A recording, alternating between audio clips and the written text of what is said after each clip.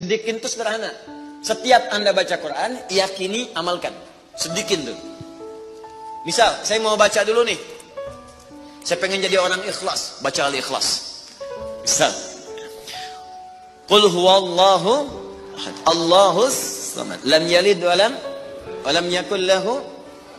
Lihat terjemahannya, lihat keterangannya, yakini itu, jangan ragu. Dan praktekkan dalam hidup. Qul huwallahu ahad, katakan hanya Allah yang esa. Sudah, berarti jangan katakan yang lain-lain.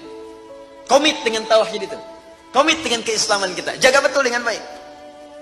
Allahus samad, Allah tempat bergantung. Serahkan semua urusan kepada Allah. Ada masalah, minta sama Allah, berdoa. Sakit, berdoa sama Allah.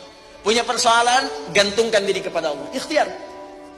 Itu ketika kita amalkan seperti itu, baru begitu saja, itu langsung turun sebuah keterangan dari Nabi Sallallahu Alaihi Wasallam. Jika Anda mampu mengamalkan satu surah ini saja, ini rahasia. Ya. Inilah rahasia. Ada seorang sahabat, hadisnya sahih, dikutip kemudian oleh Sayyid Qutb juga dalam kitabnya Al-Aqaid Al-Islamiyah. Syekh Muhammad Nasruddin Al-Albani pun mensahihkan hadis ini. Ketika Nabi selesai kemudian menunaikan salat, terdengar seseorang berdoa. Perhatikan doanya. Doanya menggunakan pembuka surat Al-Ikhlas. Saking yakinnya Siddiq dengan ayat ini, dan dia mengamalkan kandungan isi surahnya, dia membuka doanya dengan surah ini. Saking yakinnya dengan surah ini. Perhatikan kalimatnya. Allahumma ushhidu bi annaka antal ahadus samad, alladzi lam yalid wa lam yulad wa lam yakul lahu kufuwan ahad. Allahumma inni as'aluka an taghfira liya. Hadisnya sahih. Kata orang ini, ya Allah, saya menyaksikan, meyakini ya Allah, bahwa hanya Engkau satu-satunya Tuhan yang layak dipertuhankan dan disembah. Aku meyakini bahwa satu-satunya Engkau adalah Tuhan yang menjadi tumpuan dalam setiap permohonan. Engkau tidak beranak dan tidak diperanakan, dan tidak ada sekutu bagimu. Aku nggak minta banyak ya Allah, aku hanya mohon ampuni dosa-dosaku. Begitu selesai kalimat itu diucapkan, terdengar oleh Nabi. Apa keterangan Nabinya? Perhatikan kalimatnya. At-tadri bimadza du'i? Ya fulan, tahu nggak Anda itu baru mengucapkan kalimat apa tadi? Apakah engkau paham? Engkau baru mengucapkan kalimat apa tadi dalam berdoa? Kata orang ini, wallahu wa rasuluhu a'lam. Ya Rasul, saya nggak paham apa yang dimaksudkan kecuali Allah dan Rasul yang lebih mengetahui. Ini adab. Adab, walaupun ini. Kalau Anda sedang mengerjakan sesuatu dan Anda paham dengan itu, kalau ada orang lebih pintar daripada kita, ustadz, ulama, apalagi nabi, nanya pada kita, maka adabnya bilang aja nggak tahu. Karena boleh jadi mereka memiliki hikmah yang belum sampai kita kepadanya. Kalau kita jawab, saya tahu ya Rasul, nggak akan nyampe kalimat nanti. Ya.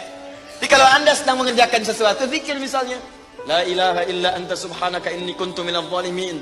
Tanya ustaz, datang ustaz. Masya Allah Pak, dikirnya bagus banget. Tahu nggak maksudnya? Tahu, lewat tuh ustaz udah. Bilang aja, belum ustaz, Allah Rasulullah alam. Oh begitu, kalau belum kenapa dibaca? Ya, saya pernah dengar saja, maka diterangkan. Begini maksudnya Pak, begini, Anda dapat ilmu baru. Makanya sahabat seringkali kalau ditanya Rasulullah, bilangnya Allah Rasulullah alam. Allah Rasulullah alam. Supaya dapat ilmu baru. Itu diantara rumus di ilmu hadis. Ini kadang-kadang orang kita sekarang sahabat bukan, tabiin bukan, tanya tahu semua. Bahkan saat ditanya buka Google dulu. Ya udah, ngapain ada ustaz? Allah wa rasuluhu a'lam. Maka apa jawab Nabi? Laqad da'uta bi asma'illahil a'zam. Diriwayatkan bismillahil a'zam. Idza du'iya biha ajab wa idza su'ila biha a'ta. Tahukah Anda? Kata Nabi, Anda baru saja berdoa dengan menyebutkan dengan yakin semua sifat-sifat Allah yang maha tinggi. Nama-nama Allah yang tertinggi. Nama Allah yang tertinggi, nama tauhidnya, Al-Ahad. Nama tertinggi. Karena dengan itulah nama ini Allah ditakdiskan, dikuduskan. Dengan nama ini Allah disembah, dan dengan nama ini Allah dipertuhankan. Kata Nabi, Anda baru berdoa dengan menyebutkan nama Allah yang paling tinggi. Yang kalau disebutkan nama itu di awal doa, maka semua doa yang disampaikan akan dikabulkan, semua permintaan akan dijawab. Tapi apakah semua orang yang membaca doa itu diawali dengan surah tadi akan dijawab? Belum tentu. Kalau tidak ada praktek sedikit dalam jiwanya.